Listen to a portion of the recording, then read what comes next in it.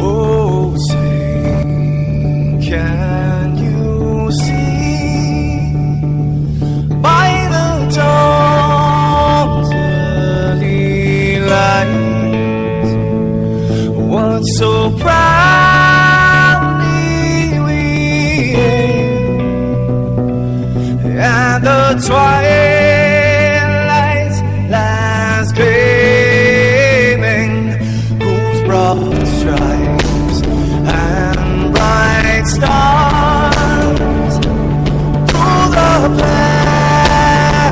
perilous fights, oh, the ramparts we watched were so gallantly streaming, and the rockets ran, the bombs bursting in air, gave proof through the night that our flag was still there. Oh, take me to that star-spangled banner, yeah, for the land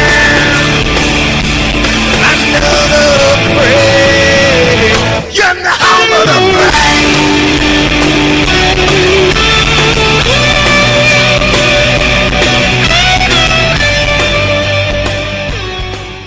Hello, I'm Willie Jones.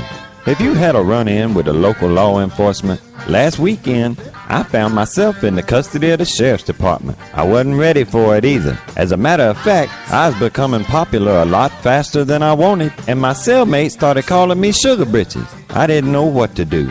Fortunately, I heard about Kenny Bun bail bonds. Kenny himself came and got me. My virtue was saved. So remember, if you find yourself against the local law enforcement, don't wait. Call Kenny Bun bail bonds at 256-237-9996. That's 256-237-9996. Or have somebody go by the office at number 30 East 14th Street in Anniston. That's Kenny Bun bail bonds. They'll have you out before you can hear the words Sugar Britches. The views and opinions expressed on the Honest Answer Radio Show are the opinions of Honest Answer Media and no one else. If you're hearing a syndicated broadcast of this show, don't hold it against the broadcaster. Rather, congratulate them on their openness, tolerance, and respect for the First Amendment to the Constitution of the United States of America. Thank you very much. And it's living off the road. It's getting pretty old. So I guess I call up my big mama, tell her I'll be rolling in.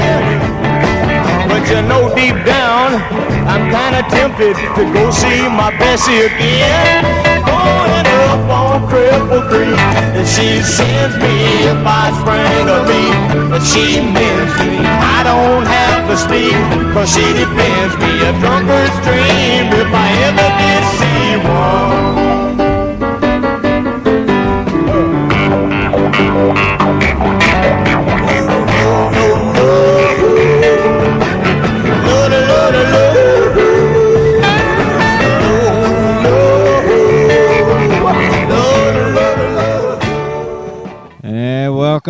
Welcome one more time to Honest Answer Radio here on honestanswerradio.com. We're kicking the mainstream media in the teeth every chance we get. If this is your first time listening to the show, well, I'm going to be the Marty half of your dynamic hosting duo this fine Tuesday evening. And on this Tuesday evening edition of the Honest Answer, I will be the Casey half. And we took a long weekend. Yeah, we did, from Tuesday on. It's been a rough weekend. Yeah. For Marty and I. It's not been the easiest weekend here in the Rollins household, but we're here tonight, and, we had told y'all to kind of keep things calm, and our listeners did. I know y'all did your best. They tried, man, but they can only control so much. The mainstream media, on the other hand, yeah, they've kind of been acting a fool. Because some of them's been on the job now. There's been some in the mainstream media that have surprised me over the past few days. But Chuck Todd didn't surprise me. He's still a suck up. Yeah. Now he tried. Bless his heart. He had an interview with the president over the weekend, and he tried to, plant his flag, if you will, there at taking over Meet the Press. And it's going to be the Chuck Todd way of doing things, and I'm going to be tough on the president. Yeah. Knowing that, like, right before they started filming that interview, he was like, "Now, Mr. President, I'm going to have to appear to be tough on you. Now, here's the question." So you can go ahead and have your you've had the questions for 3 weeks. Your staff, I'm sure, has written you some appropriate responses. Teleprompter's right behind my head. Thank you so much, Mr. President. Thank you so much, Mr. President. Oh, I just love you, Mr. President. Thank you so much. Yep. But those of you who might accuse Chuck Todd of being weak, Marty and I will remind you, water weighs 8 pounds per gallon. That's right. And Chuck Todd can carry 500 gallons of it at a time. Yeah.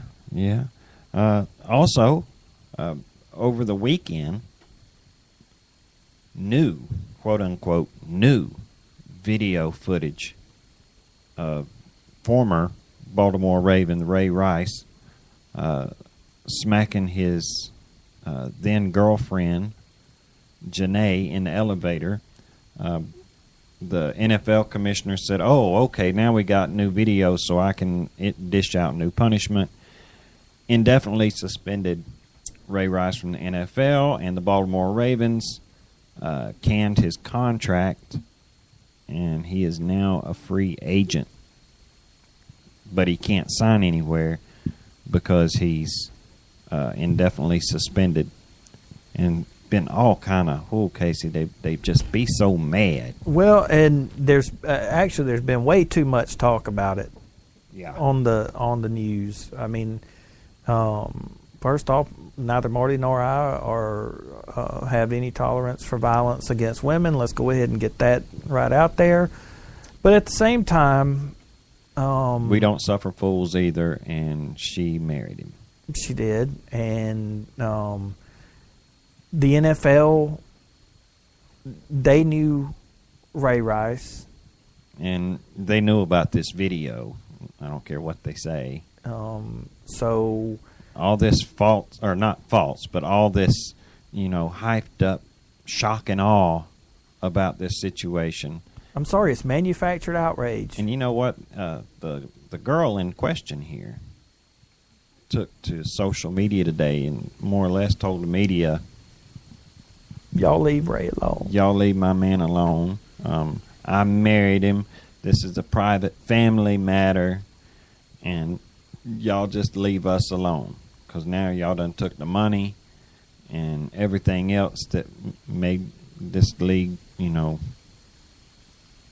enjoyable for us. So y'all just leave us alone." And you know what, man? She's right. This is a private family matter. And she married him. So she's in this eyes wide open after having him swole shut. So, he's a fool for putting his hands on a woman. She's a fool for staying there. And this is a train wreck waiting to happen, and it ain't none of our business. And we got more pressing things to be focusing on in this country besides some stupid NFL football player that can't act right. And their ratings, the NFL's ratings, are not doing well. And this is why. Yeah, this is one of the reasons. The other one is they're trying to keep those football players from having any kind of physical contact with each other on the field. Yeah, as hard as they can. So, and again, there's more important things that this country and news outlets should be focusing on. Yes, but see, the mainstream. Well, maybe they need some help. Maybe they need help on getting their focus. Well, I tell you what, I believe you have some stuff from the mainstream mediums. Yes, I do. a critique, if you will, of the mainstream media's performance over the weekend. Now, I'm taking my hat off to ABC's John Carl.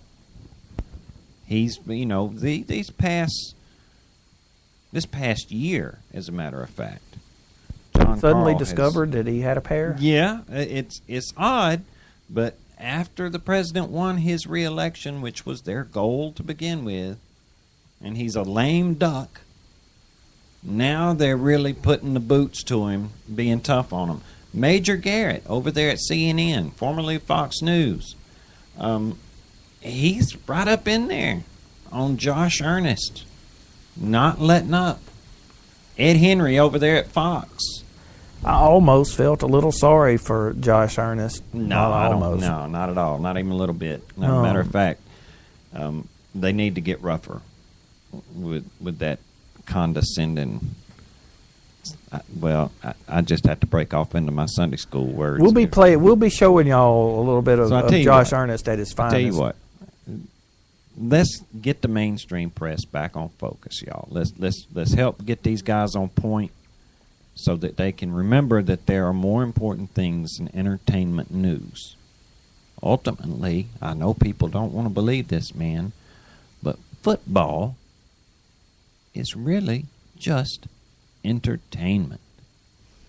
Now, I watch Alabama play too, so I know the serious implications involved. But at the end of the day, it is really just entertainment. Whereas, and we got some real violence to talk about. I mean, you want to hear some playback? That they've been roll the tape. That's what I've been hearing these past couple of days. Mm-hmm. Well, here's some tape to roll that's actually on point. This is Ed Henry, Fox News' Ed Henry, cornering Josh Earnest about the president deciding that he don't want to, really use his office to issue executive amnesty until after the election, because you and I are not smart enough. He's got to take 9 weeks to try to figure out how to explain to us, in terms we can understand. Yeah, what he's going to be doing when he grants amnesty to all of these illegals. Yeah, because it's not because there's an election coming up. No. There's no politics involved in this at all. It's just he needs 9 weeks to explain to us all. It's the American public's fault for being so stupid. And you know what? He may be on to something. They did vote for the man twice. So him knowing that, maybe he does think it's going to take 9 weeks for him to figure out how to explain it to us in terms we can understand why he's going to be violating our Constitution and our security and sovereignty. So here's Ed Henry. Specifics. A couple of weeks ago, Peter asked you a question, and you said the president was not referring to ISIS when he dismissed some terrorists to the New Yorker magazine as the JV squad. The Washington Post, I believe last week, gave you 4 Pinocchios for that. I saw that. The president yesterday... I'm sorry, that was entirely the wrong clip. We'll get there. Yeah. Instead, I'm going to play the Major Garrett one. He said yesterday that the reason for that is he needs to explain it to the American people. Why does he need until the end of the year to explain something? Isn't it true that the dominant factor, if you want to call it static, was static from Senate Democrats saying this is maybe a good idea, maybe you think it's a good idea, but it's terrible politics for us, and we want you to wait until after the election. The president clearly doesn't need 9 weeks to explain this to American people. If he wanted to explain it, he could explain it, just like he's going to try to explain the strategy on Wednesday. It seems to me the only rational explanation for this is an intervening midterm election and fears from Senate Democrats that they did not want to take this issue on in the teeth of an already tough political environment. Major, the reason that the president has made the decision to delay his announcement about executive actions that he's going to take is specifically because he is concerned mostly about ensuring the solution that he offers is both sustainable and enduring. But if it's an executive action, it is sustainable.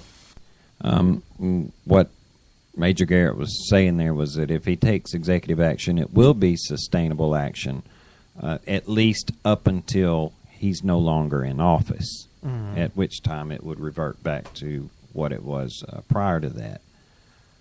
Yeah, 9 weeks to figure out how to explain to us, and the White House is not budging on that. No, they're doubling down on it. Yeah, they're caught flat-footed. It's a ridiculous notion that it's anything but political. Who is our president? Or I guess the better question is, who does he think we all are? Yeah. How stupid and how much contempt can he and his administration have for the American people that we'll buy that? Well, this is after the if you like your doctor, you can keep your doctor. Benghazi was a phony scandal. Here we've got the Islamic Caliphate already established themselves, though, not just in the Middle East, but now they're already setting up operations right at our southern border, where a lot of these people that the president wants to give amnesty to is going to be coming in. We have genuine threats mixing in with some of these Central Americans and Mexicans that are trying to get into this country. Look, man, this is not so much just about optics. You know, the president this weekend, when he was talking to Chuck Todd about how it didn't look good when he went and played golf after announcing Josh Foley's execution by ISIS. He says that he's not very good at the theater of everything, you know, of how everything is so heavily scrutinized when you're the president. He says he's not good at political theater. Well, that's how he got elected. Yeah, I was going to say, how does he think he got elected? He is a master of political theater, and he knows it. But he's reached a point with Americans to where, you know, you were bringing up a lot of the other lies and scandals that have come out of this administration. The American people are looking at the president and saying, look, we're not as stupid as you think we are. Just because we voted for you twice doesn't mean that we'll fall for everything you say. But at the same time, it is the mainstream press's fault, you know, that they're coming to these conclusions, because the mainstream press has covered up for him with all the other lies and tried to, you know, make it seem as if it's anything other than what it really is. And now I saw this statistic that came out over the weekend that the mainstream network news, you know, ABC, CBS, NBC, the people who watch that are all like over 60. Yeah, they're missing out on a key demographic. I mean, that only people who just can't break the habits of a lifetime, or just are not wanting to break the habits of a lifetime and seek other sources, they're the only people who are watching the network news. And this administration can't seem to understand why, you know, everyday Americans are so angry and hostile. You know, the president couldn't understand why that American Legion group wouldn't applaud him when he's trying to convince them of all these wonderful things that his administration has done for veterans. He can't understand why they're not buying into it. Now who's the dummy? He's given this Labor Day speech, and he can't figure out why his reception is as cold as it is, and why the applause isn't thundering like it used to be. And he's got all of these Democrat senators, people from his own party, saying, hey, do you think you could kind of like, shh, about this amnesty thing. I got an election that I got to win here. There are probably some Democrats going, look, Mr. President, I will set you up at a tea time at the country club of your choice if you will just go play golf and shut up. Just shut up. And while you're at it, don't campaign for me in my state. Yeah, please, stay out of my state. Now, our own senator, Jeff Sessions, is bright enough to see that this is happening. And when he was on the floor, I believe this is from this morning. This is either from this morning or yesterday. He's not buying into this faux surprise either. No, he's going to head on. Yeah. Follow through on his promise to utilize executive orders to provide amnesty and work authorization for 5 to 6 million Americans by the end of the summer who have unlawfully entered the country and cannot work lawfully in America, who've overstayed their visas or entered illegally, does not indicate that he has in any way abandoned his plan to execute such an executive order amnesty.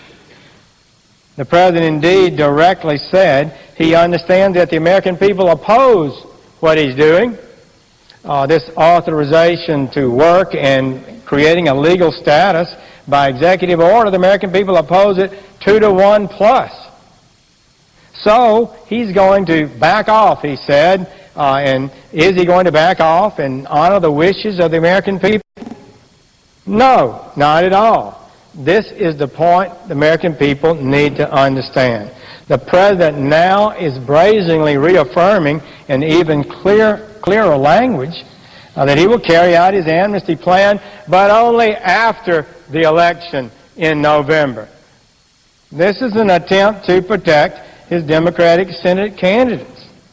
His flack just a few moments ago said it would be wrong to inject into the election this issue.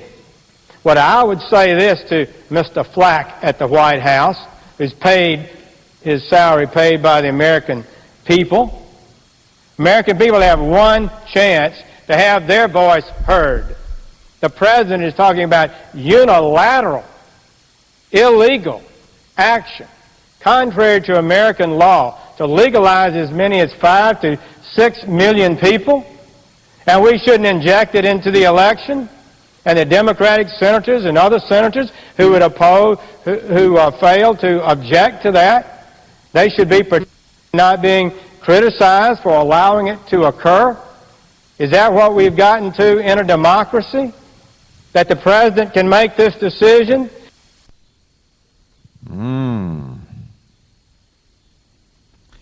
Now, he mentions among those receiving amnesty are those who have overstayed their student visas or their work visas.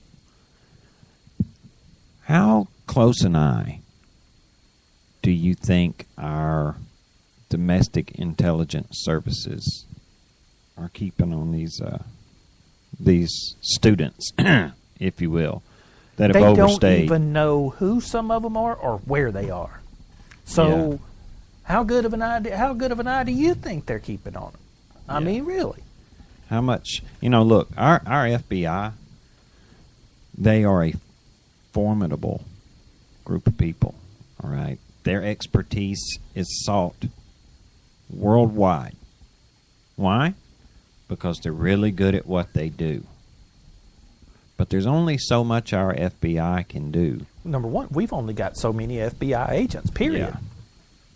Which, sort of re-emphasizes the point that, hey, before we go just granting across-the-board amnesty here, before we start waving the green flag to, gentlemen, start your engines and let's make the mad dash for the American border, why don't we look into some of these people who are here that we're going to give the amnesty to? Why don't we see where their loyalties lie? Why don't we see what their intentions are? Why don't we let the House and the Senate do their jobs? And if it's legislation you want, then let's see what the next House and Senate will do before you go granting across the board executive amnesty to these folks. Here's another thought. Why not let Border Patrol and the Immigrations and Customs Enforcement folks, why not get out of their way and let them do their jobs instead of hamstringing them and saying, no, if you do your jobs, we're not just going to fire you, we're going to prosecute you. Yeah, look, if the president doesn't like our immigration policies, well, you know what? He can work to change them, and I have no problem with that as long as he's working within the system and, utilizing all three branches of government, not just keeping it there in the White House. But before he goes and starts trying to tweak our existing laws, I say he give them a chance to work, like you said, and stop hamstringing the enforcement arm of this. Let them actually enforce the law. Carry out some of these deportations. Stop putting a halt to them, calling a halt to them. Well, see, the president has never really liked American law. I mean, it was clear during his first term. Yeah. Well, that we saw it anyway. Really disliked our Constitution. Yeah. And that the rule of law was starting, he was chafing at the rule of law. Yeah. And he really just wants to be a dictator. And we're supposed to, he has contempt for all of us, liberals and conservatives alike, who are going, hey man, what about the Constitution? Yeah, in his eyes, he's been quoted as saying that he really truly believes that our Constitution is an evolving document. And in a way, I can see, like we can add to it, we can make amendments to the Constitution. But going around it or ignoring it altogether or taking away from it, particularly in those top 10, the original Bill of Rights there. He's not a big fan of that part. No. He's also, he really doesn't like the whole separation of powers. No. Part of the Constitution. He really just doesn't like that part. What really bothers him the most about the whole gig is that he's accountable to the American people.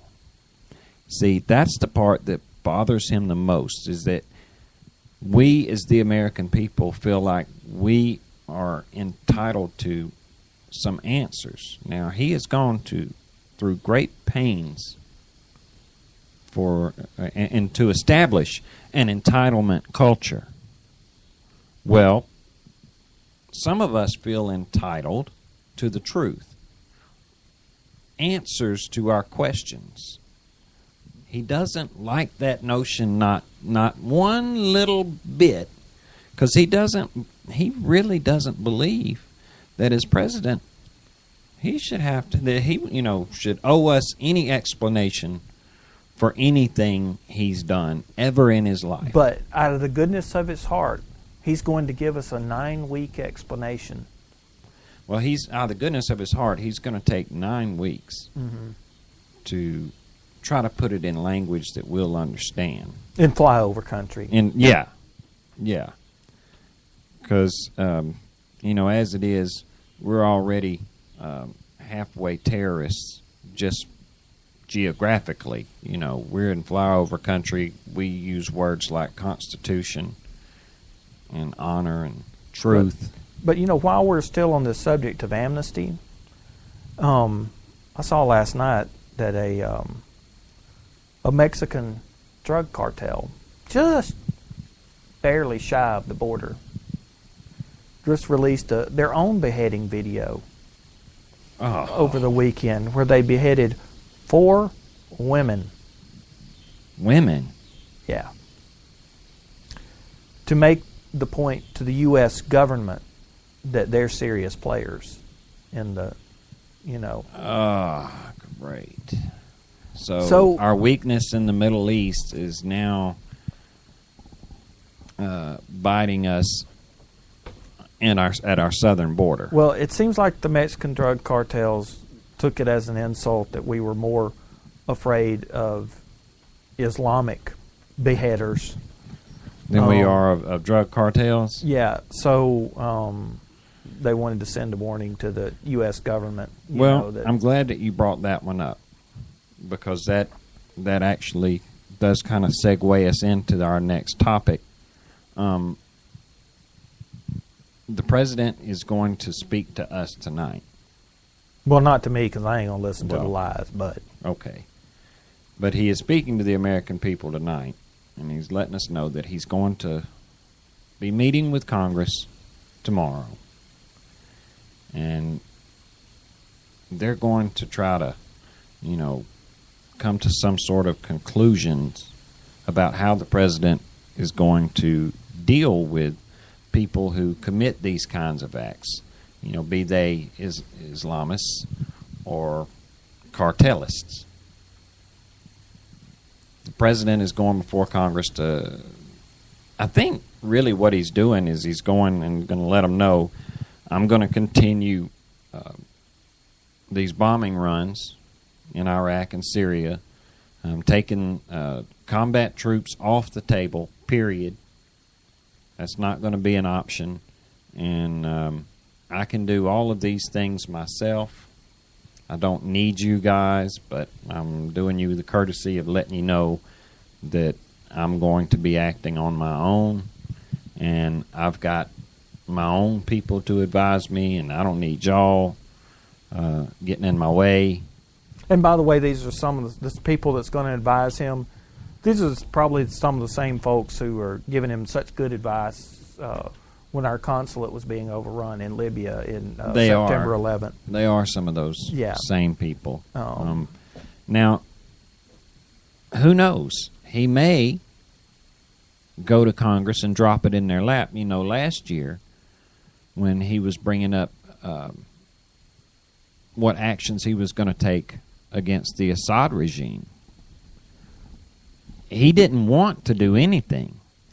So he went and dropped it in the lap of the House and said, you guys come up with something for me to do, and then send it over there to the Senate. Well, they couldn't reach an agreement on what the president should do. So the president did nothing. And this is what's happened. That way, he can say, I gave it to the legislative branch. And, they didn't give me any type of actions that I could act on. So, you can't blame me for not going in there and stopping this last year when I had the chance. Well, even though... So he might do that again and say, this is up to you guys. And again, the blame there falls not on the House, because they actually did something. They came up with resolutions, passed them, and sent them over to the Senate, where Harry Reid killed them. Yeah. And then the Senate came up with their own version and sent it to the House, where the House killed it. And you people listening to this show, y'all are just apparently too dumb to notice that Harry Reid is the one killing all this stuff. Or the president would have you believe that you're just too stupid. Well, the people, the good people there in the great state of Nevada in Harry Reid's district are exactly that stupid, because They keep putting him in office time and time and time again. So, But, I started out a while ago with an Ed Henry piece. This is that audio in its proper place, where he's asking Josh Earnest, why you guys still lying to us? Mm-hmm. The president, he made that little spiel there about ISIS just being the JV. And he just refused. He's adamant that, no, I wasn't talking about ISIS. I was just talking about, Al-Qaeda offshoots in general. I wasn't. I didn't make a stupid comment. I didn't have a verbal slip up. I meant what I said. I just wasn't talking about what you guys think I was talking about. I'm Barack Obama. Gosh, God. You guys just leave me alone. We need to get Chris Crocker to do Leave Obama Alone. Oh, no kidding. YouTube. But here's the Ed Henry piece. Specifics. A couple of weeks ago, Peter asked you a question, and you said the president was not referring to ISIS when he dismissed some terrorists to the New Yorker magazine as the JV squad. The Washington Post, I believe last week, gave you 4 Pinocchios for that. I saw that. The president yesterday went ahead and... Glad you saw that. The president yesterday went ahead and doubled down on it and said, I was not referring to ISIL, he said. Why do you and the president continue to say something that has been proven to be false? It's not proven to be false. I'm just going to go back to I did this when Peter asked it too, but let me just read what the president said. The president was drawing a distinction between core Al-Qaeda and a range of local groups. What the president said is there is a distinction between the capacity and reach of a bin Laden and a network that is actively planning major terrorist plots against the homeland versus jihadists who are engaged in various local power struggles and disputes, often sectarian. The point is the president was describing the wide variety of extremist groups that have sprouted up over the last several years in this region of the world. Some of them have greater capabilities than others. Some of them do not pose a threat to the homeland, or at least don't have the capacity to plan what the president described as major terrorist plots against the homeland. Yeah, but David Remnick told PolitiFact the interview took place on January 7th, that the president was referencing a specific event that had happened just days before, January 3rd, when Islamic State raised this flag, took over Fallujah. So in that interview, in that context, the president was referring to something. I understand you're making this more general, but according to David Remnick was saying, he was referring in the interview to something that specifically happened 4 days before, Islamic State taking over Fallujah. So that sounds like a direct whether he used the name ISIL, he's referring to an event from 4 days before where Islamic State took over Fallujah. No. Ed, what the president was referring to is he was referring to jihadists who are engaged in various local power struggles and disputes, often sectarian. Okay, and there's more of it, but I want to stop there. Let me back up a little bit to where he starts talking. I'm going to do something different here. I appreciate Ed Henry, him and Josh up like that, and asking the important question, why are you guys still lying when you're busted? I get that he's, laying the foundation there, just making sure that this incident is on record with the rest of the lies. Mm-hmm. And I appreciate that. But I'm actually going to give the president the benefit of the doubt here and say, okay, he was not talking about ISIS at all. He was just talking about Al-Qaeda offshoots, all right? But let's hear what he said. For that. I saw that. The president said, I was not... It's not proven to be false. I'm just going to go back to I did this when Peter asked it too, but let me just read what the president said. The president was drawing a distinction between core Al-Qaeda and a range of local groups. What the president said is there is a distinction between the capacity and reach of a bin Laden and a network that is actively planning major terrorist plots against the homeland. No.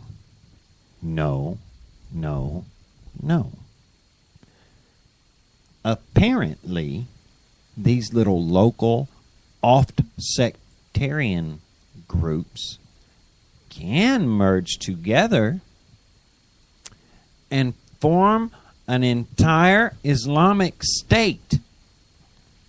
But they're JVs, So Marty. the president wasn't talking about ISIS specifically when he said they were JV. Okay.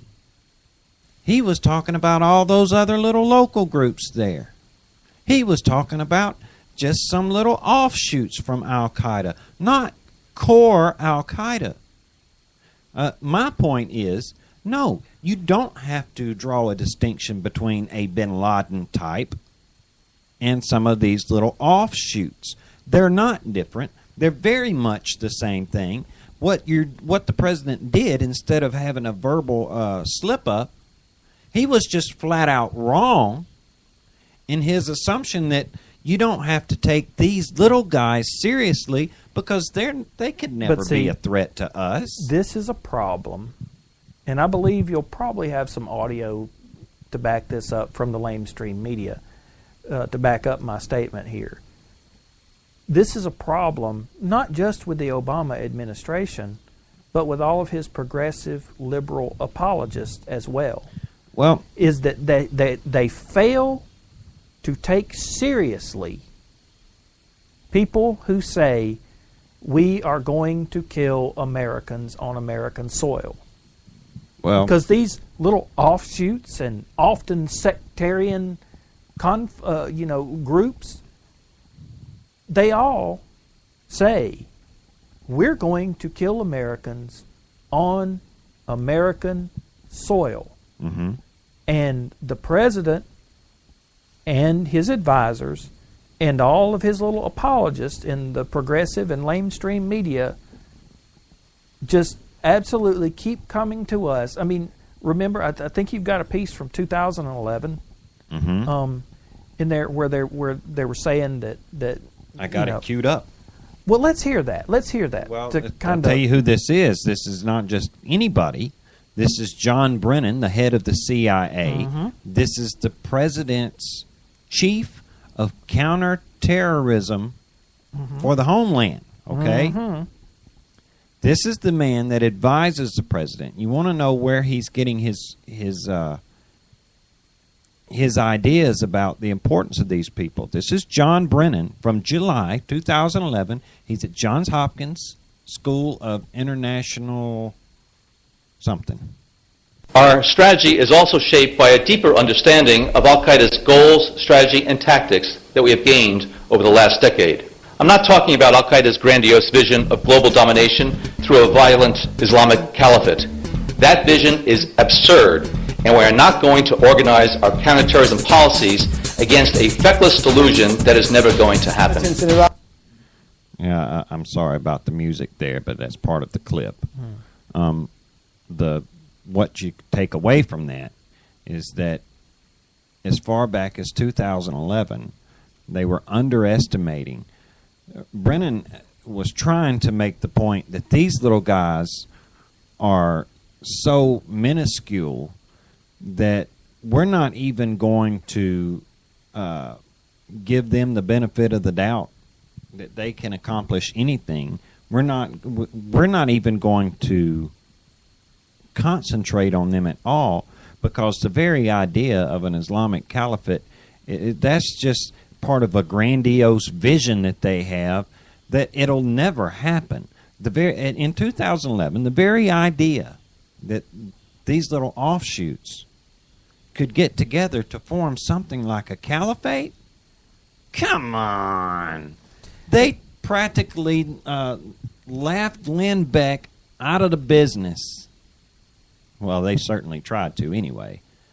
To laugh him out of the business and shame him, publicly shame him for even bringing up the suggestion that a group, like this little ISIS group, this offshoot of core Al-Qaeda, they'd never get it together enough to do something like that. And folks, I just want to remind y'all, John Brennan is a person, you can put scare quotes around this. He's one of the experts. Yeah.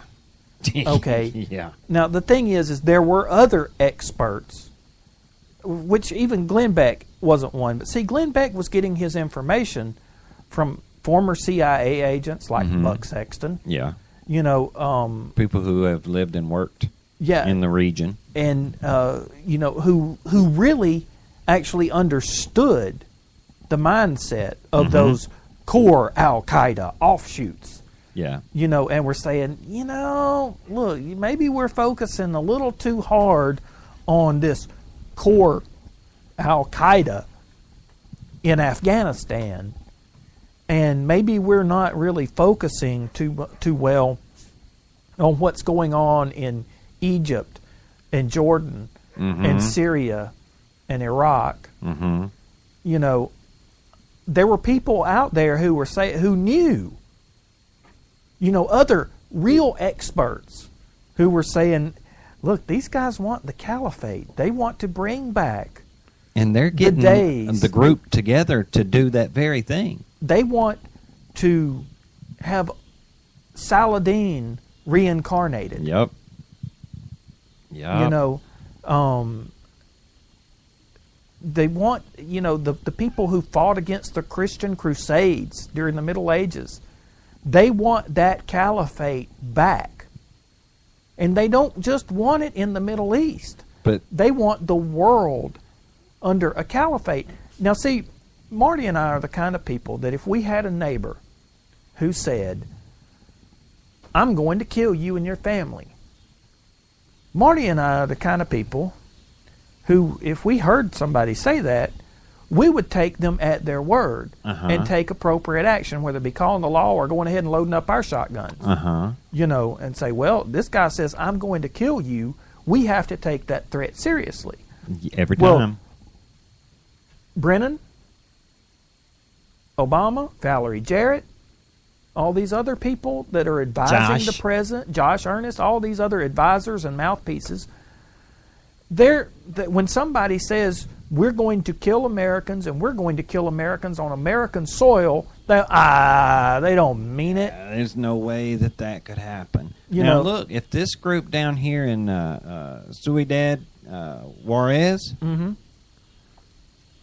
they've got some guys down there. We've already found evidence of their presence. There is an alert going around down in that area, down and around El Paso and such.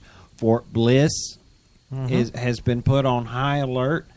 The local law enforcement offices down there have been told to be, extra alert because these guys say they're right here at our door. They're making these plots for to do some car bombings. Or there's really no telling what kind of strike they're going to hit us with, but that they're going to hit us with one. Now, even knowing all of that, and even knowing that the American people know that, this administration still listening to the JV advisors that Obama's got around him. He's only hearing them. He's only hearing John Brennan go, these are nobodies. It's just talk. And then when we get hit, I'm shocked. We couldn't have predicted this coming. There's no way anyone could have saw this coming. But then when you've got, the mainstream press, the networks, more or less, retelling that narrative over and over and over again.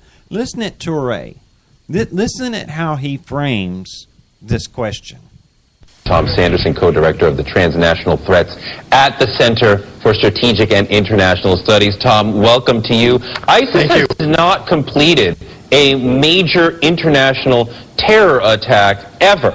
And there is no publicly known intel that they are currently trying to attack on the U.S. homeland. Now, obviously, that could change at a moment. But as opposed to Al-Qaeda, which was constantly letting us know we want to attack inside the United States, ISIS has not currently saying that. So are some people overstating the vulnerability to the American homeland, the desire for ISIS to attack us here? Well, are you hearing that? We're all crazy. Yeah. Us worrying about There's this, it's crazy. There's no proof that ISIS has these designs on killing Americans. Does he not watch social media at all? They've obviously, he's never watched a YouTube video where the ISIS folks are saying, you see this head I'm holding in my hand? We're going to do this on American soil. Yeah. Obviously, he's never watched any of those videos of some of ISIS's upper echelon saying, we're coming for you, we're coming for you, we're already in Mexico. Like, he's just totally ignoring that so that he can help the president, keep his narrative alive. That, these people really aren't a threat to us. And anyone who says they are is just trying to drum up some more controversy because they're racist. Well, and they're Republicans. Yeah. Well, I said racist. Well, that's Republican, true. racist is the same. The R means the same thing. Yeah. There's another one. Chris Matthews accuses the president of starting to speak like a neocon. Listen to this. Europeans who have visas and then can travel to the United States unimpeded, that over time that can be a serious threat to the homeland. Let me go to Mr. McDermott. I am very uncomfortable with the phrase homeland. It strikes me as totalitarian. It's a term used by the neocons. They love it. It suggests something strange to me. Like, who else are we defending except America? Why don't you just say America? Why does he say we defend against attacks against this country? As if we're facing some existential Armageddon threat from these people. Do you buy the phrase homeland as a reference to America? I never heard it growing up. Never heard it in my adulthood. It's a new word. Why are we using it? Is there some other place we're defending? What are we talking about when we say homeland? What's it about, this new lingo? WMD, homeland. It's the language of the neocons. It's a language to get us further into wars. Your thoughts, though. I want yours, not mine. Well, from my point of view, Chris, it is more of the warmongering that George Bush used to get us in the first place. We started out hearing it was about weapons of mass destruction. That was untrue. Absolutely untrue, and he knew it. But he took us into this war, and then was about getting Osama bin Laden, and after that it was a democracy, and after that it was the awakening of the people out in the Anbar province, and they've been shifting, but it's all about warmongering, trying to make people at home afraid, because they know that if you can make people afraid, you can make them do anything. And they have to keep the American people afraid for him to carry on this kind of stuff. And I don't like the term homeland and all this because it's really warmongering. Warmongering. Well, Using terms like a word like homeland. Well, see, on this, I'm not going to agree with, that the use of the word homeland is warmongering. But I don't particularly like that word either because it's usually surrounded by two other words that I don't like: department and security. Well, okay. Okay, because I'm not a big fan of the Department of Homeland Security. It's an unnecessary alphabet agency. Okay. Okay, because you know how I feel look, about I'm with you on that. Yeah. So, from that standpoint, hey, I don't the word being part of the neocon vocabulary. See, let's just call this what it is. This is the word homeland is a liberal dog whistle. Oh, it's a dog whistle. No, but it's a liberal dog whistle to say that here's something we can kick a Republican for. Okay. The warmongering, there's you another, because liberals keep talking about conservative dog whistles, and we don't have them. Because, see, conservatives just speak plainly. Yeah. Okay, that's But, there's a hidden meaning behind every word we say. Well, it's the word Chicago is racist. Right. Dog whistle's racist. Yeah. So, here we have uncovered it's not the word homeland, it's all the controversy around the word homeland is the liberal dog whistle. This is where you people out there in liberal land, you're supposed to wake up and go, we're in all of this because of neocon warmongering. Yeah. And it's time to rally behind the president and do whatever he says. Right. See, that we have here on The Honest Answer, we have just uncovered a liberal dog whistle. But it's not the word homeland. It's all their conversation around the word homeland. What you just listened to was the liars. Well, he also said that, President Bush drug us into Iraq on false intel, that for WMDs that were not there, that were proven to be not there. That's what I'm saying. That's the liar. You're still telling that lie. He is a liar because it's been proven over and over again that those weapons of mass destruction, not only did they exist then, they exist now. And they are in the hands of the Islamic State. The caliphate that you said would never exist and still deny its existence now. They still won't refer to it as a caliphate. They'll just call them ISIS. Or ISIL. Well, they want the White House is the one. The White House and NBC are the ones that use the term ISIL. And they over the weekend there was a whole lot of different outlets pointing out that the president only refers to them, or that the White House only refers to them as ISIL. And there was a whole lot of explanations brought forth for it. Now, they all had to agree that, yes, the president used the term Levant instead of Iraq and Syria in the initials. And they said that it was because it was a much broader territory and that the president is referring to them as the Islamic State in Levant, because Levant's a broader territory and it brings those other nations like Jordan and Iran into play and almost forces them to feel compelled to join in because it puts them, into the mix. But see, but it's really a nose thumbing at Israel. Yes, it is. Because it doesn't include the nation of Israel in Levant. Because our president cannot stand Israel. Our Secretary of State can't stand Israel. And therefore, any time that they get an opportunity to insult Israel, they take it. Yeah. But they won't say caliphate because it leaves the bitter, ashy taste of failure in their mouth. Because the rise of the caliphate, you can't pin that one on G.W. Bush. No. Out of all the things that they have. They have. Well, they have. But it's as not a matter of fact, they're saying that that this is George Bush's fault that they even formed to begin with, because ISIS would never have gotten together if the United States hadn't invaded Iraq in the first place. Mark my words. By tomorrow morning on NBC, they will have blamed George Bush for Ray Rice smacking that woman in the elevator. Well, they'll probably say that George Bush... that it was some Bush policy brought that into effect. Yeah. Now, you and I were not fans of George Bush. We slammed him every chance we could get when he was president.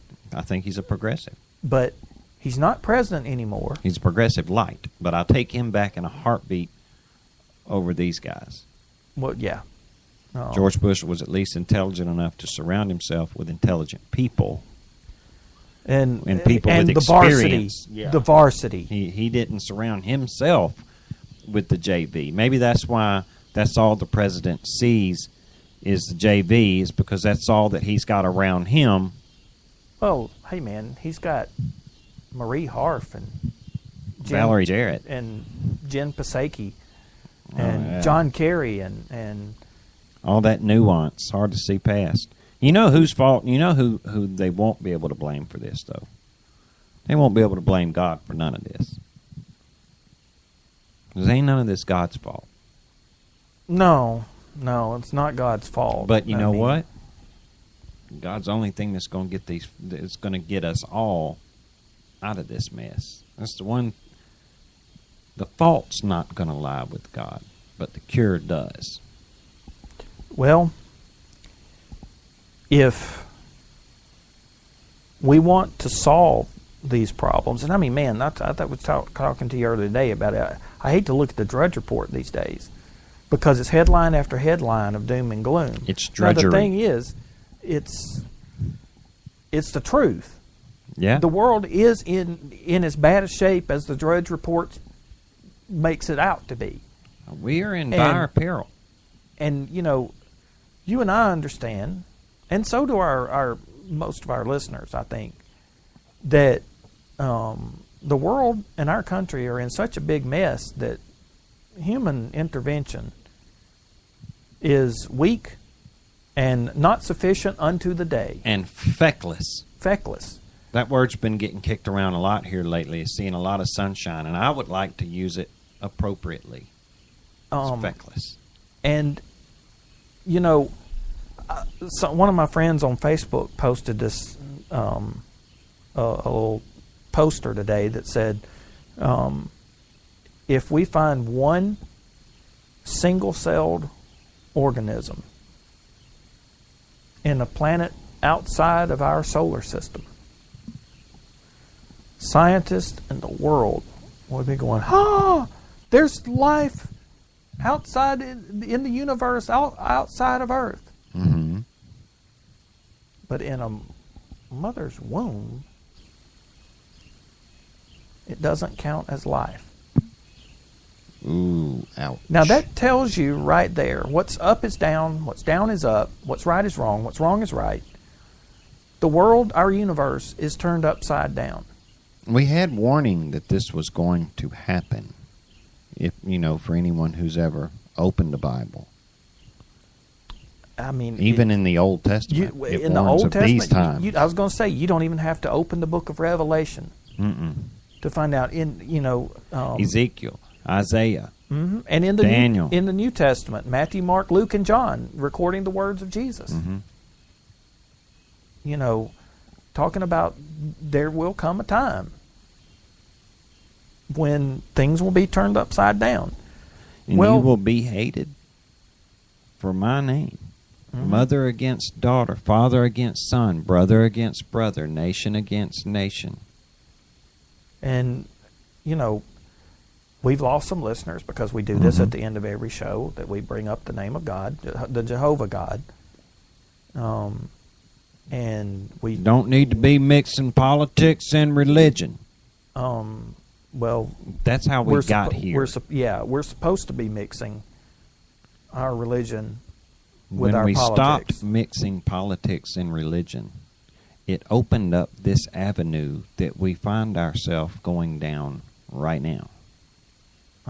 And boy, have we gone a long way down that road. We are so far off track now that it's going to take divine intervention to get us back on the course that we need to be on. When young women sit around in groups and say that what it's going to take for feminism to succeed is the destruction of the family. Yep. No more family dinners. When, I will say this, even GoFundMe said that the girl trying to get a GoFundMe account to fund her abortion was a bit too much. And crowd-funded abortions. Yeah. Now, I understand, the really sick part is I understand there have been a couple of other crowdfunding websites that reached out to this young lady that said that wouldn't violate our policies. Feel free to, crowdfund it here. An abortion, a murder, a taking of a life, a human life. Crowdsourcing it. Yeah. So we got here I mean, it wasn't just man's intervention that got us here. I mean, this is the devil at work. Oh, yeah. Running rampant. But unchecked. Unchecked because we as a people, as a race, human race, closed the lines of communication with Jehovah God.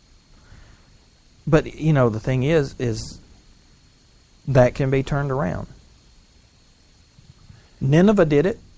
When we talked about this on one of our previous shows, when God sent Jonah to Nineveh, which is in Iraq. Yep, oddly enough. And told them that they needed to get some act right. Nineveh turned around and said, uh-oh, you're right, Jonah. God, we're sorry. And God said, okay, I won't destroy Nineveh. All right? So we're not on an inevitable path of destruction. We can turn this boat right around. And at the end of every show, Marty tells you exactly where the tiller is. Look, it's not about living in the past. Mm-mm. It's about making the future right. It's about doing the right things. It can be done today. Yeah. It can be done right now. I mean, all we have to do as a people to open up those lines of communication is to say, God, I'm here, and I know you're there, and I know you're in control. Let your will be done. But show me what I need to do for you. And we've already got a map. Yeah. History is full of people that waved their arms and jumped up and down, shouted warnings to a nation, only to go ignored.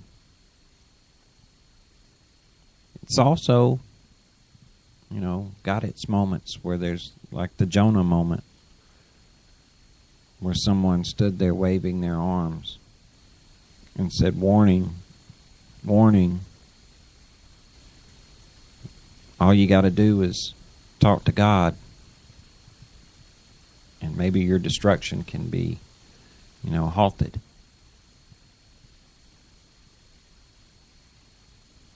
All we have to do to open up those lines is ask for it. That whole ask and ye shall receive, seek and ye shall find, knock and it shall be opened unto you. It wasn't necessarily talking about the material world. Knock and it shall be opened unto you. That's saying all you have to do is ask. That simple acknowledgement of God's presence in His control is all that's being asked. Now that's where a lot of people have let their hackles go up with Casey and I, because we believe in submitting to God, being obedient, and being obedient children of God. But we're free men because we're obedient to God. See, that's the thing. Yeah. I'm a freer man. I'm a happier man. And there are more things open to me, more access to joy by making that rather simple acknowledgement that it ain't all about me. Yeah. I mean... But we live in a selfish world these days. We do. We live in a world full of Kardashians and Kanye Wests and Beyonce and Jay-Z, Jon Stewart's, and Bill Maher's. There's a lot of there's a lot of humanists, a lot of Sarah Silvermans, and our culture has been taken over by the secular humanists. Yes. And but the thing is, folks, there's more of us Christians than there are of them in this country to this day. There's a lot more of us. If we all pray, then we will be successful. Our needs will be met. We've got to let our voices ring out if we expect them to be heard. And the first one that needs to hear our voices is God. Yep. And He'll tell you where to take your voice to let it be heard. You know, all we've got to do is show a better way. Let the world see the fruits of obedience to God. And they will want what we have. Everybody prefers joy over pain, or most everybody. But the thing is, only through God can you find joy in the midst of sorrow. Yeah. Joy in the midst of destruction and tragedy. Because I can tell you, as a real prodigal, that when I sought joy elsewhere, when there was tragedy, all I could see was tragedy. Yeah. There wasn't any joy in it. I couldn't find the seeds of joy in the midst of tragedy or in the midst of heartbreak or destruction. When you're in darkness, you want to see light. And we are in a world of darkness right now. It looks very dark. Our future looks dark. But this darkness is of our own makings. All we've got to do to find the light right now is just open our eyes. When you call out to God, your eyes will be opened and you will begin to see the light. But there are going to be people out there that don't believe you. Well, all they have to do is open a Bible. Where to? 2 Chronicles 7:14 is a good place to start. The 2 Chronicles, the 7th chapter, the 14th verse, says very clearly that if my people who are called by my name will humble themselves and pray and seek my face and turn from their wicked ways, then I will hear from heaven, and I will forgive their sins, and I will heal their land. It doesn't get any plainer than that. Pretty straightforward. You open up those lines of communications with God and let Him take over from there. Now, our listeners know all of this because they hear it every single show. But if this is your first time listening to this broadcast, then let me encourage you to open up those lines of communication and then go to other people and help them to open up those lines of communications with God as well. If you have strayed from God and been a prodigal like Casey and I had been in the past. And you really can't stray much further than we did. I mean, really. Now, you'd have to work at it pretty hard. All you got to do is call out. That's it, man. But God will see to it that you turn around. But God's not going to... He's not going to answer prayers that aren't prayed. See, we actually have to pray. We can't say we're going to pray and then not pray. We can't talk about praying and not pray. We've actually got to pray. Father God, forgive us for our sins against you, and make us hungry as a nation to seek your will. Make us hungry to study your word Make us hungry to bear fruit, your fruit, so that everyone that comes in contact with us would see the fruit of Christ, the unmistakable message of love for your fellow man.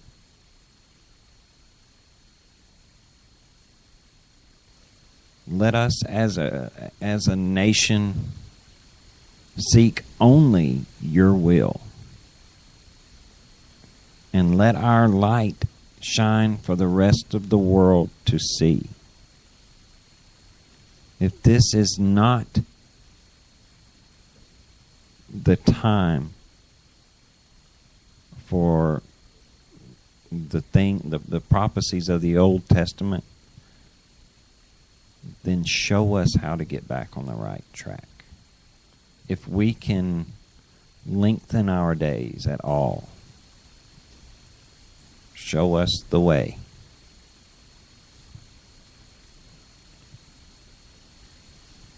Praying is something that you don't have to just do on your knees. You can do it in your car. You can do it while you're doing dishes or cutting grass or walking around the yard.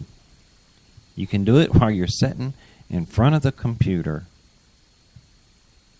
walking up and down Facebook. You can do it while you're listening to a couple of redneck knuckleheads gab on and on about politics. You can pray anywhere at any time. The important part is that you do it, period. While you're praying, pray for me and Casey. We've got some health issues in the family. Our dad is in the hospital. Thank you to everybody that's sent us your thoughts and prayers. We appreciate it. Pray for the leadership of this country. Pray for our enemy. Pray for our enemies around the world. They're out there. And pray also for the faithful around the world in places like China and in the Middle East, where Christians face real persecution on a daily basis, whereas we in America, people just call us stupid names. Yeah. You know, but around the world, things are in bad shape. Pray for your fellow Christians, and pray for their enemies, because their enemies are our enemies. You know, we're commanded, as Christians, we're commanded to love our enemies. Love those that hate you. Pretty clear. Did nobody say it was an easy road being a Christian? No, some of the hardest stuff to pray for. But the rewards are greater.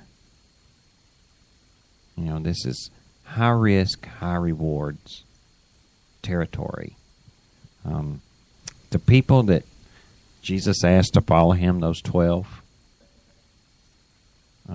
he didn't say, follow me and I'll make everything okay. Follow me and, you know, it'll be sunshine and rainbows forever and ever. 11 out of the 12 met a grisly and gruesome death.